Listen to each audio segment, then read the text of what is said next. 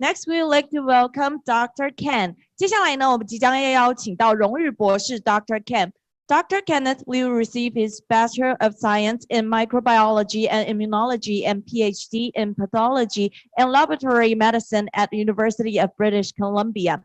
我们接着欢迎到的这个 Dr. Ken 呢，他曾经是在英属哥伦比亚大学微生物学还有免疫学学士获得这样的学位，还有病理学与实验室医学获得博士学位。那我们今天呢，就要请我们的荣誉博士 Dr. Ken 带来他的精彩演讲。Welcome, Dr. Ken. Hello, everyone. It is good to be here today to talk about how to keep the brain healthy and young by learning. As we know, babies love to learn. They want to touch everything, grab anything, and put anything they can find in the mouth because they just find the world around them so fascinating. They just can't wait to learn what's going on around him or her. When children get a little older, they learn how to play games with their friends. They learn in small groups, or they learn by themselves. And they're just like big sponges that can just absorb knowledge like you wouldn't believe how fast they can learn new material. And they also love to ask questions. And for many adults who have experience with children, you know children ask questions that you've never thought of. And you sometimes it's very difficult that you don't know even how to answer these fantastic questions. And when students get older, they have to go to school and formal education. Learning seems to be less fun and engaging. But then we know that there's a job to be done, and also finishing these exams, practices, and assignments allow us to practice the skills that we need to learn to perfect our profession or our field of study. And when graduation happens, many people think, that's it, we're done, no more school, no more learning for us. Actually, that's not the case. We actually have to keep learning in many of the work that we do. We not only learn new things in different positions, we always learn from each other, learn from our colleagues, learn from our supervisors, and also try to adapt and learn new technologies that would help to make our job more efficient. And learning happens all throughout the career. Even though people retired, many of them keep learning, not because they need it for the job or because they need the marks, because they go back to say, what do I like to learn? What is my interest? And what can I learn to keep my brain smart and happy? Henry Ford, the founder of the Ford Motor Company, designed and invented cars. He once said, anyone who stops learning is old.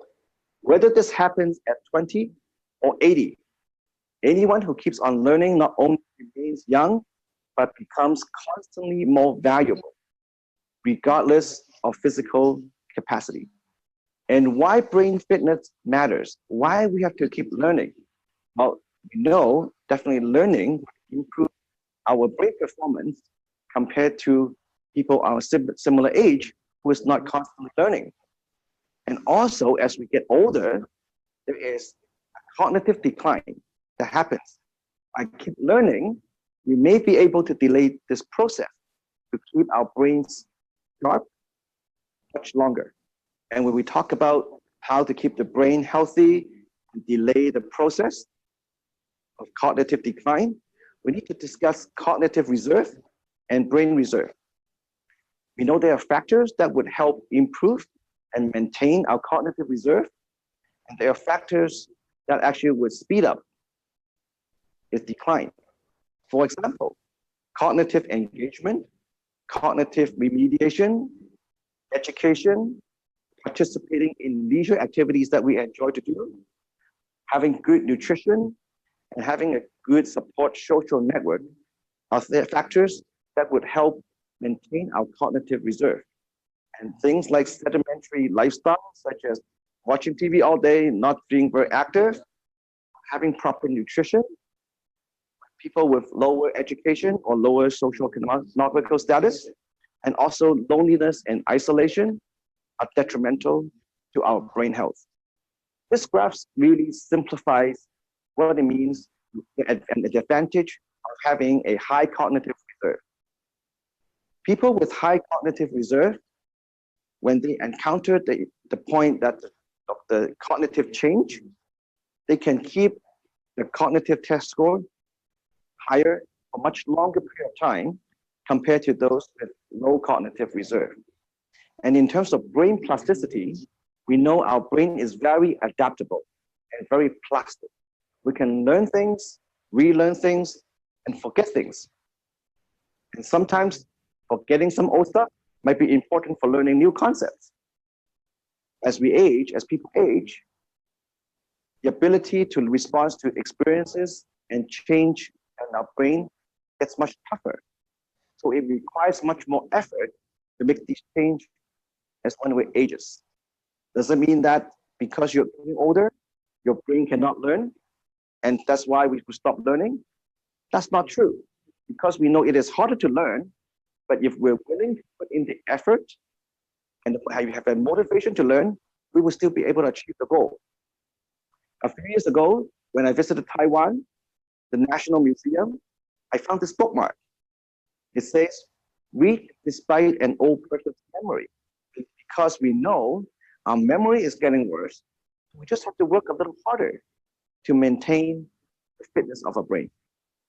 There are many, many studies, including this one from Harvard Health Blog, talking about seniors go back to school, how learning a new skill can slow the cognitive aging process.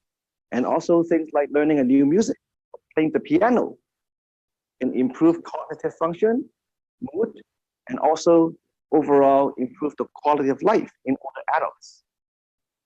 So how can we learn in a scientific way? We can think about factors that can really, the building blocks that would allow us to learn more effectively, more efficiently. For example, we have to have very good mental health, be very emotionally engaged in what we're learning, in an environment that is conducive to learning. And we need to have a good memory in order to learn and retain this new information. With all the things combined together, we can actually rebuild the whole person using brain-based learning techniques. Remember at the beginning of the talk, why infants and children love to learn? Because learning is fun. And as we get older, we kind of seem to forget how fun learning could be. And in order to discover that learning is fun, you have to find out, you have to love what you do. And you have the option to choose how you learn and what you learn in an environment that you feel safe and you appreciate all the things that you're learning and find relevance into the material. And an environment that is inspiring, that with your friends, your other colleagues and peers, that you can learn together and challenge each other. And we just remember, learning doesn't happen overnight. It's a process. Sometimes we fail. We encounter obstacles. We might not be able to learn things right away. Through perseverance and practice, and also embrace that failing could be fun at the same time. So once you kind of embrace all these concepts, to discover that learning is fun, you'll be able and more willing to learn new material, despite it could be a little more challenging to find at the beginning. Many of you probably heard of dopamine, and dopamine is a very important neurotransmitter in the reward pathway. New study also show that dopamine plays a big role in learning as well. And you can think about how when you really learn a new concept, you do find very fun and you feel happy, right? Brain-derived neurotrophic factor, BDNF, has been shown to play an important role in memory formation and our brain plasticity. As we age, we know our blood BDNF level decreases. How can we sort of improve that and slow down the decrease of BDNF and keep our BDNF up at a high? Studies have shown in both human and animal models that having enough exercise can improve not only our cardiovascular health, but also improve the BDNF levels in our bloodstream. Having an environment, as well as in a good mental state, helps with the BDNF levels. This is a little more science for you. BDNF helps with memory consolidation.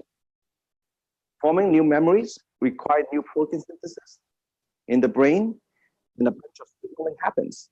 BDNF would stabilize the neural synapse and making memory more solid, as well as changing from the short-term memory into more long-term memory. And we know if we want to work out our muscles, we go to the gym. But then how can we work out our brains? There are many, many ways that we can do to achieve this goal. One of the methods is to train your brain through a series of scientific and organized training methods.